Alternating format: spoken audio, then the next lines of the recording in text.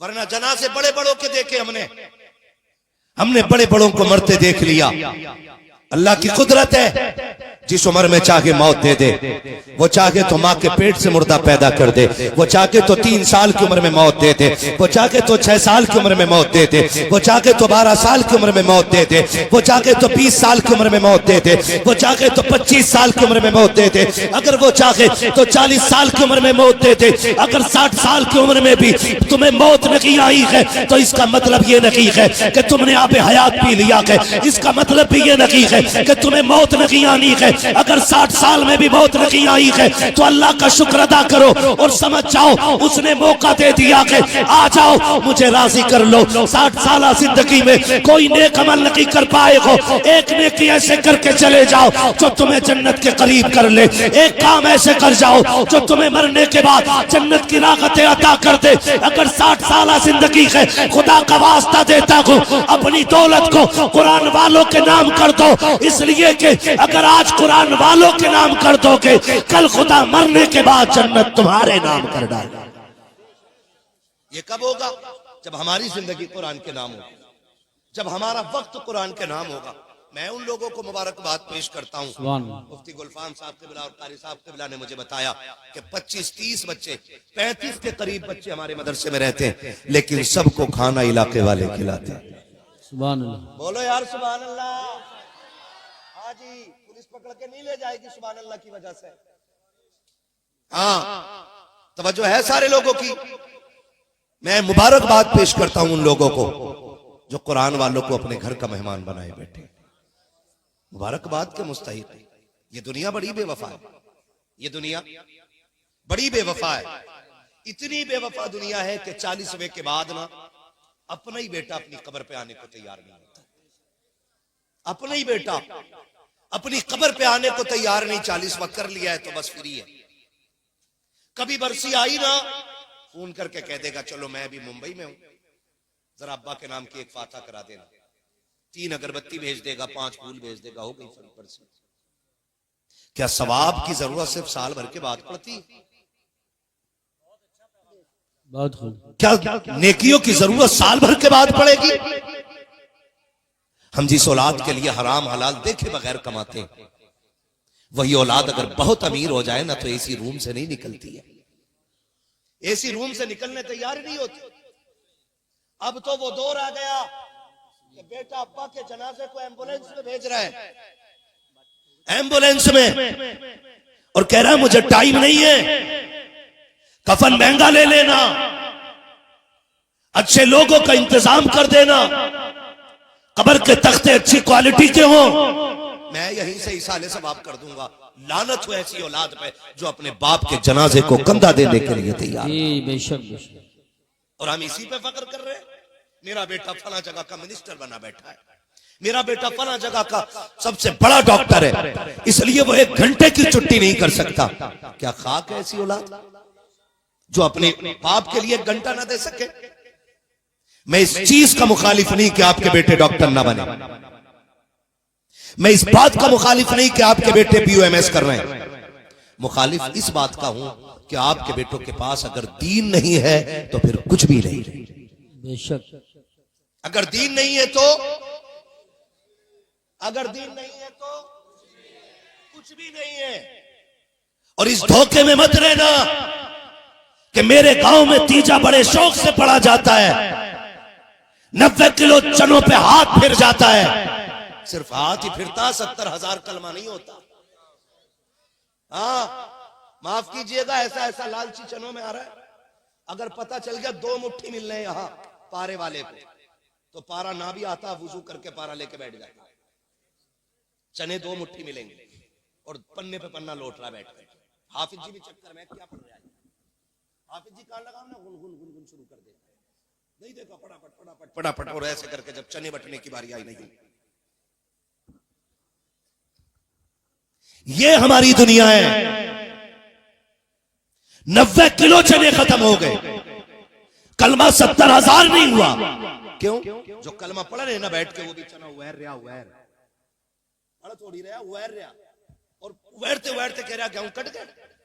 आलू कितने पैकेट निकले, गन्ना कितना हो गया। खुदा के वास्ते इन धोखेबाजों पे भरोसा ना करना, इस बेवफा कौम पे भरोसा ना करना।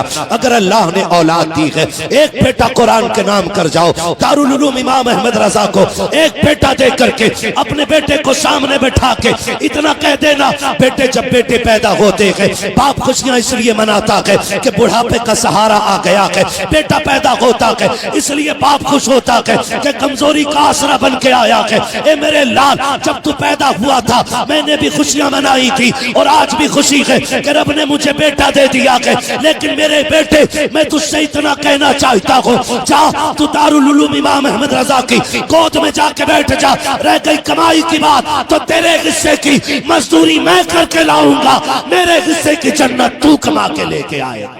सुभान अल्लाह, सुभान अल्लाह। नारे तकबीर, नारे रिसालत, नारे गौसियत, मसलके आला हजरत हुजूर अहसन मियां साहिब क़िबला, उलमाए अहले सुन्नत। ये कह के बच्चे कुरान के नाम करो कि तुम्हारे हिस्से की मजदूरी हम करेंगे, हमारे हिस्से का कुरान तू लेके आ, हमारे हिस्से की जन्नत तू लेके आ। ये जो बैठे ना साथ, ये खाली पगड़ी लेके नहीं जाएंगे, ये हाथ में जन्नत का टिकट लेके जाएंगे। ये याद रखिएगा, ये हाथ में जन्नत का टिकट लेके जाएंगे, जन्नत का टिकट। जब पता चला ना, कारी साहब ने बताया, हमारी चाची, हमारी अम्मी, इन सब ने अपना सोना इस मदरसे के लिए बेच दिया था। मैं सलाम करता हूं उन माओं को जिन्होंने जेवर को बेच के बता दिया, सोना कितना भी महंगा हो जाए हमारे कुरान से बड़ा नहीं हो सकता है। आज एक अंगूठी के लिए चोर उंगली काट ले जाते, गले की एक चैन के लिए बारातें लौट जाती हैं। दामाद जो कुत्ते टाइप के हो गए, अगर उन्हें सोने की अंगूठी ना दो ना, कह रहा बारात लेके जा रहा हूं, मुझे पहनाई क्यों नहीं। तो गैरत करें, शर्म करें। ऐसे दौर के अंदर भी सारा ज़ेवर उठा करके कुरान के नाम कर देना। मुझे सैयदा तैयबा ताहिरा आबिदा जाहिदा तकिया नकिया राकिया साजिदा हाफिजा कारिया आलिमा फाजिला मुफ्तिया सैयदा कायनात सैयदा खातून जन्नत फातिमा ज़हरा की अम्मी हजरत खदीजतुल कुबरा की वो कुर्बानी याद आ गई, जिस दिन आपने पूरे मक्के के अमीरों की दावत करके अपने दरवाजे पे बुला के कहा था, आओ सारे खाना खा के चले जाओ। जब सारे खाना खा चुके थे, बड़े बड़े मक्कारे सरदारे मक्का बैठे गए, हजरत खदीजा ने कहा था, इनसे कह दो खा के कोई उठ के नहीं जाएगा। सारे बैठ जाते गए, खा के फारिग हो गए। खदीजा बात क्या है, आपने गुलामों को हुक्म दिया था कि जाओ मेरा जितना सोना है सारा ला करके इकट्ठा किया जाए। सुनो अमीरों, पैसे वालों, दौलत वालों, एहसान जताने वालों, 100 रुपए दे करके बार बार नाम का ऐलान कराने वाले सुने। उम्मुल मोमिनीन हजरत खदीजतुल कुबरा का सारा सोना इकट्ठा किया जा रहा है। जब सोना इकट्ठा किया तो किलो 2 किलो नहीं था, इतना ऊंचा ढेर लग जाता है। जो इस पार बैठे हुए थे उस पार वालों को नजर नहीं आ रहे हैं, जो उस पार बैठे हैं इस पार वालों को नजर नहीं आ रहे हैं। मक्के के अमीरों की आंखें चुंधिया जाती है, कहते खदीजा बात क्या है, ये सोना क्यों दिखाया जा रहा है, ये दौलत क्यों दिखाई जा रही है। आपने कहा था, सुनो तुम ये समझते हो कि मेरा महबूब मेरी दौलत में पलता है, आज मैं तुम्हें गवाह बना के ये ऐलान करती हूँ, मैं ये सारा सोना अपने मुस्तफा के कदमों में डाल रखी हूँ, अपने महबूब को दे रखी हूँ। और फिर महबूब भी हमारे महबूब जैसा, मुस्तफा जैसा, सुबह के वक्त में, दोपहर के वक्त में हजरत खदीजा ने कौन टलो सोना हुजूर को दिया है, और सूरज छुपने से पहले मेरे नबी ने सारा सोना गरीबों में तकसीम करके दिखा दिया। माशाअल्लाह माशाअल्लाह। बहुत बरेली से आवाज आती है, कौन देता है, देने को मुंह चाहिए, देने वाला है सच्चा, देने वाला है सच्चा। और फिर बरेली से एक आवाज और आई, बरेली से आवाज आई, आता है फकीरों पे, तुम्हें प्यार कुछ ऐसा, खुद भीख दे और खुद कहे मंगते का भला हो। हम मंगता तो है, मंगता कोई शाहों में दिखा दो जिसको मेरे सरकार से टुकड़ा ना मिला। अल्लाह सलामत रखे सारे लोगों को। इसे कहते हैं कुर्बानी। और जी कुछ नहीं, ना हमारा गिरबान पकड़ा गया, ना हमारे बच्चों की कुर्बानियां लगी, ना हमारी बेटियों के दुपट्टे खींचे गए। पूछ नबी के उन सहाबा से, आज ना हम कितना कर लेते हैं, 1000, 2000, 10, 5000 दे देते हैं। उन माओं से पूछो जिन्होंने कुरान के लिए बेटे ही दे दिए थे, बेटे ही दे दिए थे, है ना। आज एक बेटा बीमार हो जाए हमें नींद नहीं पड़ती। उन माओं को सलाम। हुजूर ने कहा दीन के लिए कुर्बानी चाहिए, खून की जरूरत है। रात के सन्नाटे में आवाज लगाई भी हजरत बिलाल ने। सुबह होते होते ना गुलामों की लाइन लगी। जानते हो जब लाइन लगी ना, जवानों की एक कोने में एक खातून खड़ी है, चादर डाले, गोद में कुछ छुपाए हैं और चादर डाले खड़ी। अल्लाह सलामत रखे, अल्लाह करे ये बातें दिल में उतर जाएं और हम हुजूर से कहें आका हम भी दीन का कुछ काम करके आए हैं। इतना काम कर जाइए। खातून चादर में कुछ छुपाए खड़ी। मेरे नबी ने कहा बिलाल जाके पता तो करो, मैंने मर्दों को बुलाया था, खातून क्यों आई है? मैंने मर्दों को बुलाया था, खातून क्यों आके खड़ी हो गई? हजरत बिलाल गए, का पैगाम दिया। हुजूर पूछ रहे बुलाया मर्दों को था, औरत क्यों आई है? खातून ने कहा बिलाल मुझे बात हुजूर से करनी है, मुझे बात जोर से, मुझे बात हुजूर से करनी है। भेजे हुजूर को, मुझे हुजूर से बात करनी है। हजरत बिलाल आए, सरकार। खातून कह रही है मुझे आका से बात करनी है। मेरे नबी ने ये नहीं कहा मैं इतने बड़े लश्कर का मालिक हूं, है मैं इतनी बड़ी शान और शौकत रखता हूं कि मैं चल के आऊं। जैसी पता चला ना, जैसी पता चला हुजूर खुद चले, सुने जरा, और खातून के पास पहुंचे। आका ने फरमाया खातून तुम कैसे आ गए? कहा महबूब आपका बिलाल ना ऐलान कर रहा था, दीन ने खून मांगा है। हुजूर शोहर भी दे चुकी दीन के लिए, बाप भी चला गया दीन के लिए, जवान भाई था वो भी शहीद हो गया। आका जब बिलाल की आवाज लगी ना, कुछ नहीं था, मेरी चीख निकल गई। काश आज मेरे पास भी जवान बेटा होता, मैं हुजूर के दीन पे लगा देती। मेरे पास भाई होता, आका मैं दे देती, सब तो दे चुकी हूं। हुजूर जब मैं रोई ना तो मेरा ये 6 माह का बच्चा बिस्तर पे रो दिया। गोया ये कह रहा था अम्मी किसी के 18 साल के जा रहे हैं, तू उदास क्यों हो रही है? अपने 6 माह के लाल को लेके क्यों नहीं चल देती है? सरकार में ये 6 माह का लेके आ गई। हुजूर ये 6 महीने का बेटा है। आका मैं चाहती हूँ कयामत में शहीद की मां कहलाऊं। मेरे नबी ने बच्चे पे निगाह डाली है, नबुव्वत वाली आंखों में आंसू आ जाते हैं। मुस्तफा फरमाते हैं बेटी बता तो सही, ये तेरा बच्चा 6 माह का है, न ये जख्मी की पट्टी कर सकता है, न ये प्यासों को पानी पिला सकता है, न ये किसी शहीद को उठा सकता है। बता तो सही तेरा बेटा किस काम आएगा? खातून ने हिचकी भर के रो के कहा था महबूब अगर बेटे की जगह मैं बता दूं तो क्या मेरे बेटे को जगह मिल जाएगी? आका करीम ने कहा था तुझे क्या लगता है तेरा बेटा किस जगह काम आएगा? जब इतनी बात आका ने कही है, खातून कहती है या रसूल अल्लाह जंगों में तलवारें चलती है। हाँ चलती तो है। कहा किस चीज पे रोका जाता है? कहा ढालों पे रोका जाता है। सरकार ऐसा भी तो होता है कि जब ढालें टकराती हैं तलवारों से तो ढालें कट जाया करती है। आका ये भी तो होता है कि कभी कभी ढालें कम पड़ जाती हैं, तलवारें ज्यादा हो जाती हैं। कहा हाँ ऐसा भी होता है। अब उस खातून ने अपने बेटे को आका की तरफ बढ़ा के कहा था मेरे मुस्तफा मेरे बच्चे को ले जाइए। कहा क्या काम आएगा? कहा हो सकता है सरकार मैदान जंग में तलवारें चल रही हो, ढालें कट रही हो, और जब ढालों की कमी पड़ जाए और कोई तीर मेरे मुस्तफा आपकी तरफ आता हो, मेरे मुस्तफा मैं ये चाहती हूँ कि जो तीर आपकी तरफ आता हो और रोकने के लिए कोई ढाल ना बची हो, मेरे सरकार मेरे बेटे को उस तीर के आगे कर दिया जाए, तलवार के आगे कर दिया जाए, ताकि जो तीर आप तक आए वो मेरे बेटे के सीने में आके रुक जाए, मेरे बेटे के जिस्म पे रुक जाए। आका कहते हैं बेटी ये कितना बर्दाश्त करेगा, ये तो मर जाएगा पहले तीर में। माँ ने कहा था सरकार शहीद होने दो, इसलिए कि इसके जैसे तो हजारों आ सकते हैं लेकिन तेरे जैसा अब कयामत तक कोई नहीं आ सकता।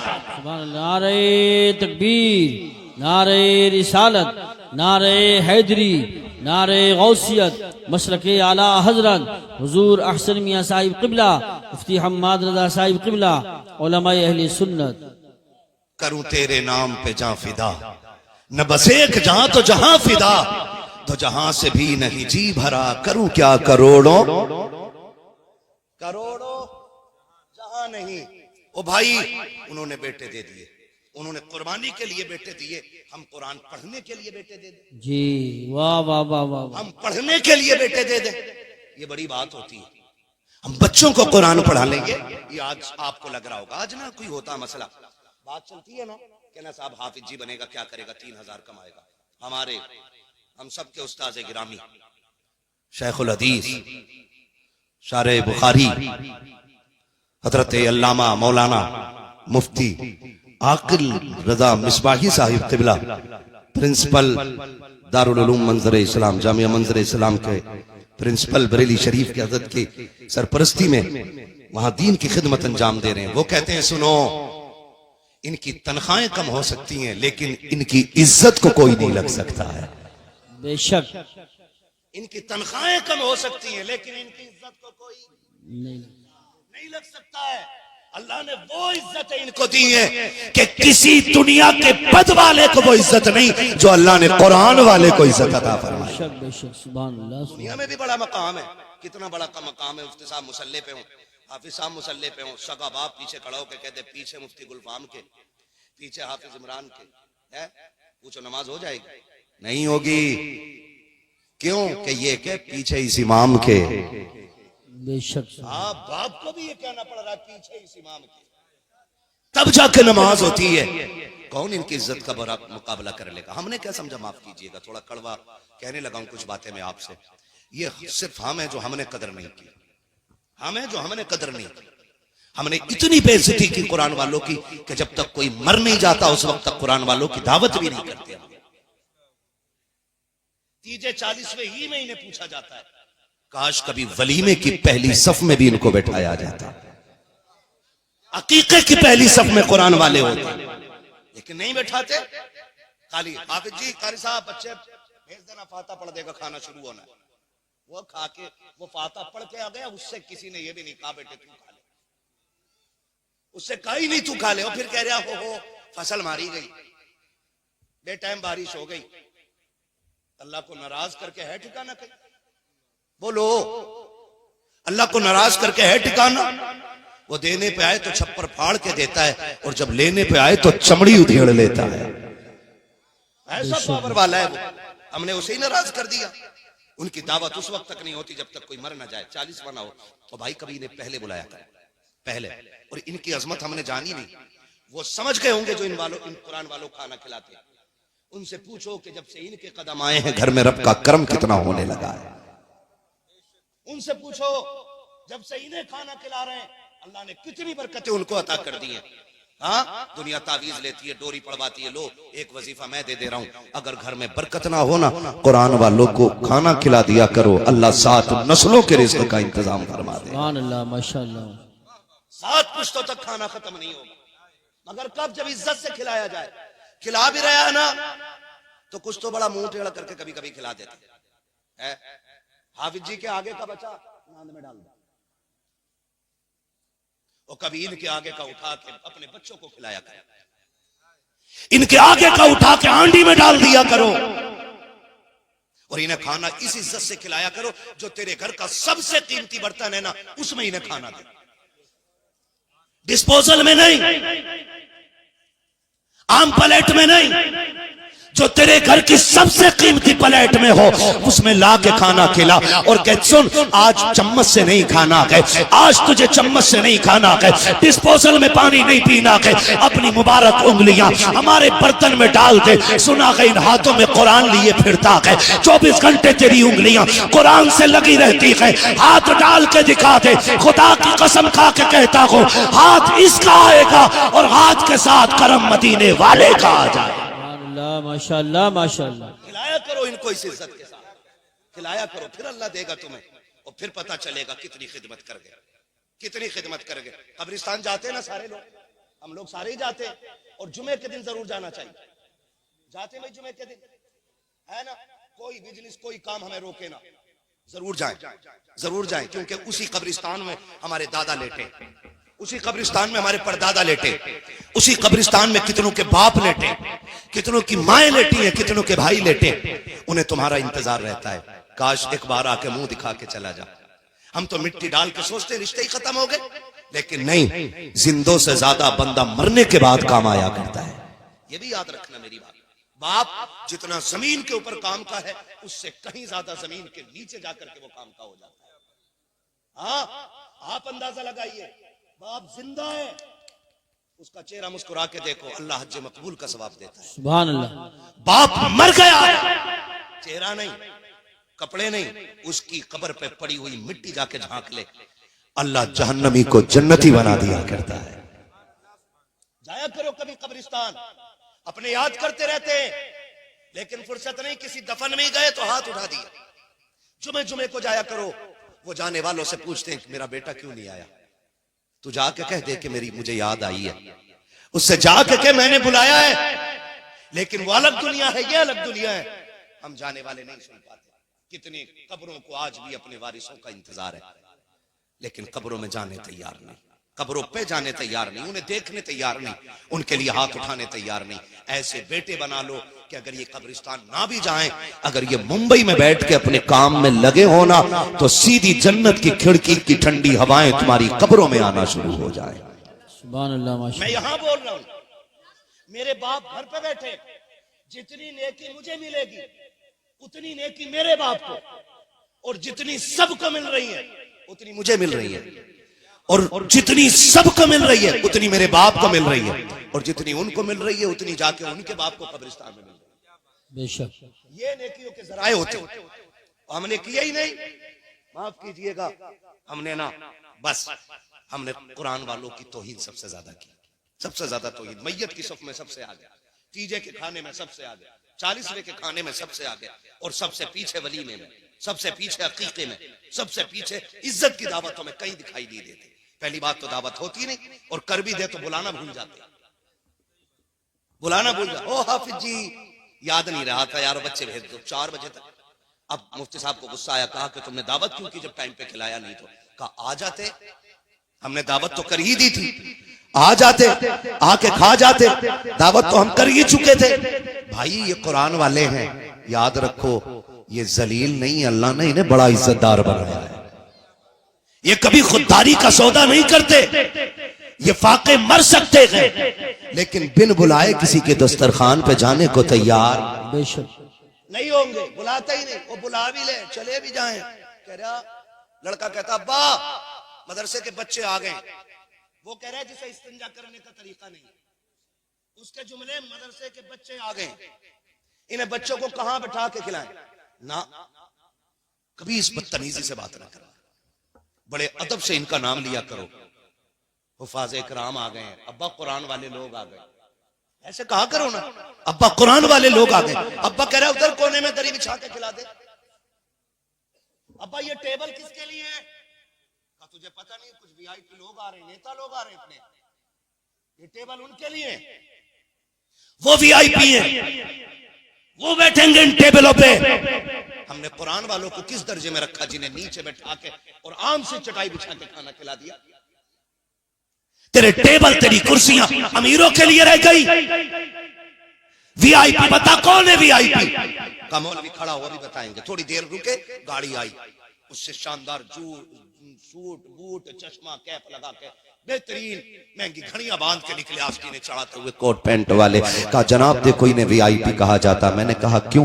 कहा इनका कैप 16,000 का है, इनका कोट 80,000 का है, इनकी घड़ी 60,000 की है, इनका जूता 18,000 का है, इनका चश्मा 70,000 का है, ये वीआईपी लोग हैं। मैंने कहा किसने कहा ये वीआईपी हैं? कहा ये दुनिया का उसूल है, जो कीमती कपड़ा पहनता है, कीमती बंदा होता है, उसको वीआईपी कहा जाता है। मैंने कहा मैं तेरी कैसे मान लूं कि ये वीआईपी है? उसने कहा तुम किसकी मानते हो? हमने कहा हम तो उससे पूछेंगे ना जिसके बताने से हमने जन्नत को माना है, जिसके बताने से हमने जहन्नम को माना है। जिसने कहा खुदा है तो हमने बगैर देखे मान लिया, जिसने कहा मर के जिंदा होना है हमने बगैर देखे मान लिया। हम अपने नबी से पूछेंगे आका आप बताइए, ये दुनिया वाले महंगे कोट वालों को वीआईपी कहते हैं, महंगे चश्मे वाले को वीआईपी कहते हैं, महंगी गाड़ी वाले को वीआईपी कहते हैं, आका आप बताओ वीआईपी कौन होता है? तो मुस्तफा फरमाते हैं खैरुकुम मन तअल्लमल कुरान व अल्लमहु, वीआईपी वो होता है जो कुरान सीखा करता है, कुरान सिखाया करता है। नारे तकबीर, नारे रिसालत, नारे गौसियत, मसलके आला हजरत, फैजान आला हजरत हुजूर बदरुल शरिया हजरत मुफ्ती हम्माद रज़ा साहिब क़िबला उलमाए अहले सुन्नत। समझ गए मेरी बात? सबसे वीआईपी है कुरान वाले, जो कुरान सीखते हैं और कुरान सिखाया करते हैं, पहली लाइन में इनको रखो। मुफ्ती साहब सफाता पढ़वा ली, मुफ्ती साहब पढ़ के आ गए, थोड़ी देर के बाद कुत्तों की तरह खाना चला खड़ा करके, है ना, गधों की तरह खाया, लोगों ने खाना पड़ गया कम, तो कह रहा हाफिज जी ने फातिहा ढंग से नहीं पढ़ी। वो जो ठलुए राय देने वाले होते हैं, जो एक चाय पे नहीं एक घूंट पे बिक जाते हैं, वो कहते हैं सही कह रहे हो, मैंने देखा जल्दी में थी। ऐसे हराम खोरों से भी बच के रहा करो, ये घर भी बर्बाद करा देते हैं और खानदानों में आग लगवा दिया करते हैं। बच के रहा करो इनसे। ऐसा ही कह रहे हो, थोड़ी ज्यादा ही जल्दी में थे आप जी, मुझे भी लगा सटर पटर पढ़ के चले गए। सुन, ये जो बरकत गई है ना तेरे दरवाजे से, फातिहा की वजह से नहीं, हमारी बदबख्ती और कम नसीबी की बुनियाद पर लौट गई, क्योंकि हमने अल्लाह की नेमत को कुत्तों की तरह खिलाना शुरू किया। सबसे बड़ी नहुसत इसकी बरसी। और सुनो, गारंटी देता हूं, शरीयत की रोशनी में मेहमानों को बैठा के खिलाओ और पहला खाना कुरान वालों को खिलाओ, और इनसे बस इतना कहलवाने का 2 जुमले दुआओं के दे जाओ। अगर ये हाथ उठा के इतना कह गए ना, खुदा बरकत अता करे, कसम खा के कहता हूं, कुरान की हक्कानियत पे इतना यकीन है कि जितनों का खाना बना होगा ना 1.5 गुना ज्यादा खा जाएंगे, लेकिन बरकत कभी खत्म नहीं हो पाएगी। ये इज्जतें दिया करो, अल्लाह ताला आप लोगों को बरकत और इज्जतें अता फरमाए, और हम सबको कुरान और साहिब कुरान की खिदमत करनी चाहिए। हाँ हाँ, तो करेंगे इंशाअल्लाह ये काम। अपने अपने लिए इंतजाम कर लो। फरमाया गया सबसे सच्चा साथी कुरान है, सबसे सच्चा साथी कुरान है। आखिरी बात बयान कर रहा हूं, सबसे सच्चा साथी कुरान है। हमें अखबार पढ़ने का टाइम है, फेसबुक पढ़ने का टाइम है, हमें व्हाट्सएप पढ़ने का टाइम है। अगर नहीं है टाइम तो हमें कुरान पढ़ने का टाइम नहीं है। सुबह उठ के ना, जितना बड़ा बिजनेसमैन है ना, अखबार देख रहा है ना, मुंह में सिगरेट हाथ में अखबार पढ़ रहा है, और इसी धुत में मर जाता है। हुए नामवर बेनिशां कैसे कैसे, जमीन खा गई आसमां कैसे कैसे। बड़े बड़े जमींदार कब्रों में लेटे हुए, है ना। सबसे सच्चा साथी बोले, आप जल्दी बोल देंगे तो मैं खत्म कर लूं जल्दी से। सच्चा साथी, अच्छे मियां का इंतकाल हो गया, उनके दफन का ऐलान कर दिया जाएगा जो वक्त होगा। मगरिब के बाद का दफन का ऐलान है। अल्लाह उनको बेहिसाब जन्नतुल फिरदौस अता फरमाए। सारे आमीन कह दो, पता नहीं अल्लाह किसकी कबूल फरमा ले। अल्लाह उनकी मगफिरत फरमाए, कब्र के मरहले आसान फरमाए, हश्र की मंजिलें आसान फरमाए, कब्र में पहुंचे तो मुस्तफा की अल्लाह ज़ियारत नसीब फरमाए। सच्चा साथी, जोर से सच्चा साथी कुरान है। आदत डाल लो पढ़ने की आदत। बात करने को तो बहुत सारी है, लेकिन वक्त उतना नहीं है। जोहर भी पढ़नी है सारे लोगों को, इज्जत भी तशरीफ ले आई है। जब बंदे का इंतकाल होता है ना, और उसे गुस्ल कफन दे दिया जाता है, और जब जनाजा उठाया जाता है ना, तो कुरान आकर के ना मरने वाले के कफन और सीने के बीच में आकर छुप जाता है। जो कुरान पढ़ने वाले लोग होते हैं, उनके सीने और कफन के बीच में आकर छुप जाता है। लोग कंधे पे लेके चल रहे, कुरान साथ साथ है। नमाज जनाजा हुई, कुरान साथ साथ है। कब्र में उतारा गया कुरान, बोले कुरान। तख्ते लगा दिए गए कुरान, मिट्टी डाल दी गई कुरान, लोग मिट्टी डाल के वापस आ गए कुरान। साथ साथ है कुरान, साथ साथ है। जब सब चले आते और फिर आते 2 फरिश्ते, वो आके उठाते, जैसी कफन को हाथ लगाते कुरान निकल के सामने आ जाता है। कुरान निकल के सामने आ जाता है और कहता है ठहरो। कौन हो? और इससे क्या कह रहे हो? काम रब के फरिश्ते हैं, हम इससे हिसाब लेने आए। उसने कहा कि तुम ऐसे हिसाब कैसे ले सकते हो? तुम ऐसे हिसाब कैसे ले सकते हो? मैं साथ हूं इसके, और जब तक मैं हूं इसे तकलीफ नहीं होने दूंगा। जब तक मैं हूं इसे तकलीफ नहीं होने दूंगा। वो कहते हैं हमें भी रब ने भेजा, तो कुरान कहता मैं भी तो उसके हुक्म से ये कर रहा हूं। वो फरिश्ते कहते हैं हमें रब ने भेजा, तो कुरान कहता मैं भी उसके हुक्म से यहां हूं। उसका वादा नहीं है कि जो कुरान का साथी बनेगा, कुरान कब्र में उसका साथी बन जाएगा। अल्लाह माशाअल्लाह। तो कुरान कहता मैं हिसाब, कुरान कहता है मैं हिसाब नहीं लेने दूंगा। वो कहते हैं मैं लूंगा। हदीस में कि कुरान लड़ जाता है। वो कहता अच्छा ठहरो, मैं रब से मिलके आता हूं। ठहरो, जब तक मैं ना जाऊं हिसाब ना लेना।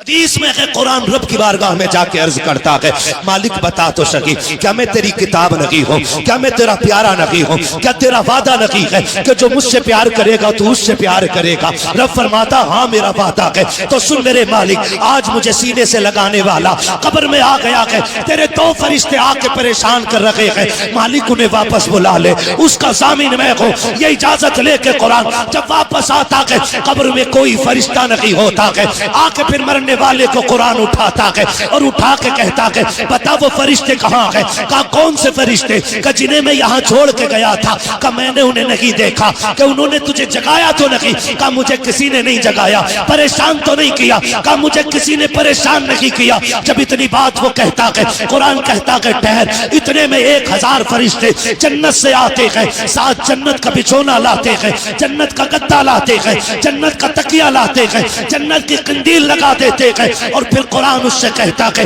आराम के साथ सो जा और परेशान मत होना, तू अकेला नहीं है। जब जन्नत में जाने की बारी आएगी, यहाँ जन्नत का बिस्तर दे के जा रहा हूँ, मैं सर में हाथ पकड़ के तुझे जन्नत में दाखिल करके दिया। नारे तकबीर, नारे रिसालत, नारे गौसियत, मसलकी आला हजरत हुजूर अहसन मियां साहिब क़िबला, मुफ्ती हम्माद रज़ा साहिब क़िबला। या तो आलिम बनो, या तालिब इल्म बनो, या इनकी बातें सुनने वाले बनो, या फिर इनसे मोहब्बत करने वाले बन जाओ। हम में जो आलिम और तालिब इल्म नहीं है, वो इनकी महफिलों में बैठा करे। जो महफिल में भी नहीं बैठ पाते, वो इनसे प्यार किया करे। कोई दुबई में, कोयत में है, कोई सऊदीया में, कोई कहीं है, जो जहां से हो ना, वहां से अपनी कमाई से कुरान वालों का हिस्सा निकाल के डाल दिया करो, डाल दिया करो। कसम खा के कहता हूँ, जरूरी नहीं 1000 रुपए हाथ में लेके बंदा दुआ दे तब बच पाओगे। याद रखना, कुरान वालों पे जो खर्च किया जाता, लुकमा हलक के नीचे जाता, दुआएं खुद ब खुद अल्लाह के अर्श पे जाके टकरा जाया करती हैं।